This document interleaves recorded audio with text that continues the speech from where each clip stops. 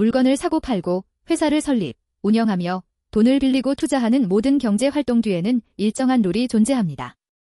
그 룰이 없다면 누구든지 마음대로 행동할 수 있고 결국 신뢰는 무너지고 거래는 멈추게 됩니다.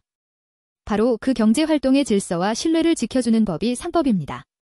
상법은 단순한 기업 법률이 아니라 시장 경제가 제대로 돌아가게 하는 보이지 않는 설계도라고 할 수 있습니다. 대한민국 상법은 총 6편으로 구성되어 있으며 각 편은 상업활동의 다양한 영역을 규율합니다. 제1편 총칙은 상법 전체의 기본 원칙을 다루며 상인과 상행위의 개념, 상호, 등기 등 기초적인 상사법 규정을 포함합니다. 이는 상법의 기초체계를 형성하는 부분으로 상법을 이해하기 위한 출발점이 됩니다. 제2편 상행위는 상인이 수행하는 다양한 거래 행위에 대한 특별 규정을 담고 있으며 상사매매, 중개, 운송 등 실무적으로 중요한 상거래 유형을 구체적으로 규율합니다. 상인의 경제활동과 직접 연결된 실천적인 내용이 중심입니다. 제3편 회사는 한명회사, 합자회사, 유한책임회사, 주식회사, 유한회사, 외국회사 등 다양한 형태의 법인 기업을 다루며 회사의 설립, 운영, 조직, 대표, 주주나 사원의 권리와 의무, 해산과 합병 등 회사 운영 전반에 관한 법률 규정을 담고 있습니다. 제4편 보험은 손해보험, 인보험, 해상보험, 자동차보험, 보증보험 등 다양한 보험 제도를 포함하며 보험계약의 체결과 이행, 보험자와 피보험자의 권리와 의무, 보험금 지급 및 면책 조건 등 보험의 기본 원리와 실무를 규정합니다.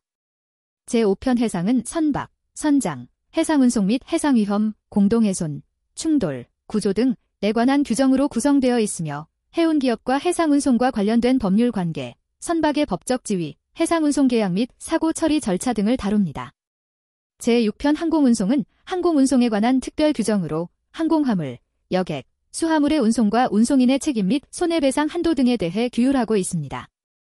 항공산업과 관련된 법적 분쟁을 해결하기 위한 기준이 되는 규정들입니다. 이렇게 상법은 기업 활동 전반을 포괄하며 각 분야의 특성을 반영한 세부 규정을 통해 상업적 신뢰와 효율을 동시에 추구하고 있습니다. 32번 문제입니다.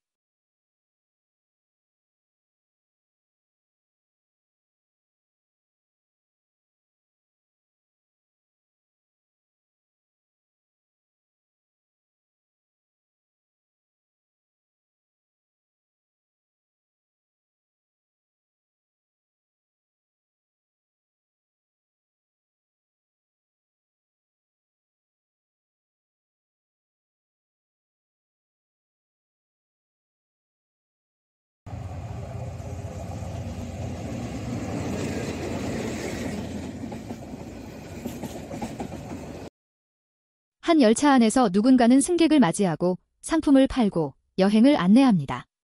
하지만 실제로 그 서비스를 제공한 주체는 누구일까요?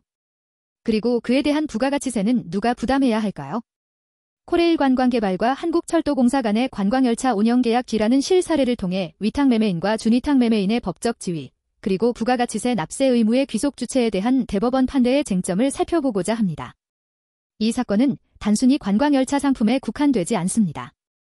민사, 조세, 상법 전반에 걸쳐 명의와 계산이 분리되는 계약은 어떻게 판단해야 하는가라는 중요한 법적 기준을 보여주는 대표적인 판례이기 때문입니다. 경상북도는 지역 관광 활성화를 위해 경북관광순환테마열차라는 관광열차 사업을 기획하였고 이 열차의 실제 운행은 한국철도공사가 맡았습니다.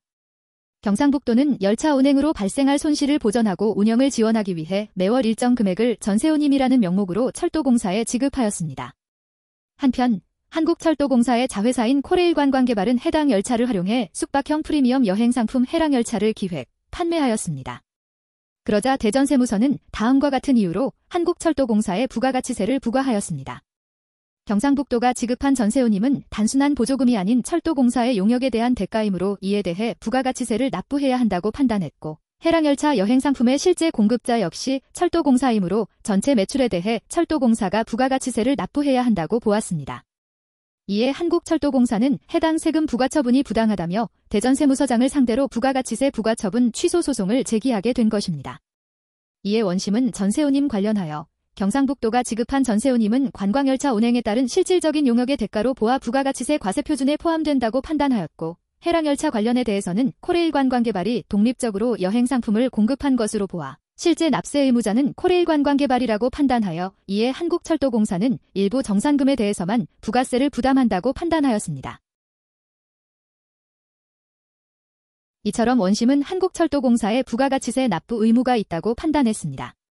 그렇다면 과연 이 판단은 어떤 법적 기준에 따라 옳거나 그른 것인지 이제부터 이 사건의 핵심 법률 쟁점을 살펴보겠습니다.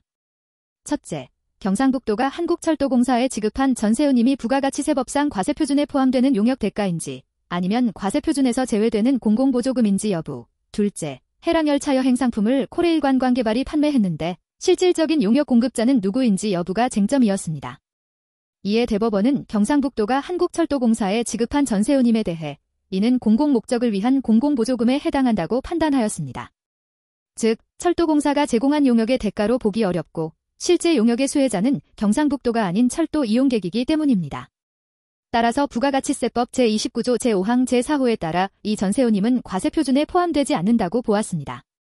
또한 해랑열차 여행상품과 관련해서는 한국철도공사의 자회사인 코레일 관광개발이 준위탁 매매인에 해당한다고 판단했습니다. 열차 가격 결정 권한, 운영 방식, 수익 구조 등을 종합해보면 실질적인 용역 공급자는 한국철도공사로 보아야 한다는 것입니다. 따라서 해랑열차 상품 전체 매출에 대한 부가가치세 납세 의무는 코레일 관광개발이 아닌 한국철도공사에게 귀속된다고 판시하였습니다. 결론적으로 대법원은 원심이 과세표준의 성격과 납세 의무 귀속에 관한 법리를 오해하였다고 보아 원심 판결을 파기하고 사건을 대전고등법원으로 환송하였습니다. 이번 판례는 위탁매매의 실질이 납세 의무 판단에 어떻게 작용하는지를 명확히 보여준 사례입니다. 명칭이 운영, 판매된 본질은 누가 가격을 결정하고 책임과 권한을 가졌는가에 달려 있습니다. 앞으로 유사한 위탁 또는 준위탁 매매 구조에서도 법적 판단은 겉모습이 아닌 실질에 따라 이루어져야 한다는 것. 그 점이 오늘 우리가 기억해야 할 가장 중요한 메시지입니다. 감사합니다.